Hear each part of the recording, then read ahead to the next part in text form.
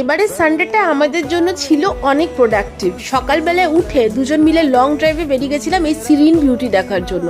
ইচ্ছে ছিল অনেক ভিডিওগ্রাফি, অনেক ফটোগ্রাফি করব, তাই জন্য সকাল 7টা নাগাদই বেরিয়ে পড়েছি। বাট দুঃখের বিষয় এত বেশি গরম যে গাড়ি থেকে নামার মতো উপায় ছিল না। বাট জায়গাটা জাস্ট লুক অ্যাট ইট, এত বিউটিফুল। এটা কিন্তু আমাদের উডুপির মধ্যেই। তোমাদের যদি কারো লোকেশন চাই আমাকে কমেন্ট করো, আমি জানিয়ে দেবো। এত সুন্দর জায়গাটা, লং ড্রাইভ করে তো ভীষণ মজা লেগেছে। তার সাথে কুমার শানুর ফুরফুরে গান, উফ, মনটা পুরো জুড়িয়ে গেল। সানডেটা স্টার্টটা করেছিলাম খুব সুন্দরভাবে, কারণ জানি এই সানডেতে ছিল আমার প্রচুর টাস্ক। রিসেন্টলি আমি নিজেকে চ্যালেঞ্জ দিয়েছিলাম যে আমার লিভিং রুমটাকে নিউ লুক দিতে, আর সেটাই করার আজকে পালা ছিল পার্ট 3। তো আজকে আমি ফুল ডান করে নিয়েছিলাম। তো আজকে আমরা ব্রেকফাস্ট করতে চলে গেলাম ডিরেক্টলি মালপে বিচ। মালপে বিচটা আমাদের বাড়ি থেকে খুব একটা বেশি দূর নয়।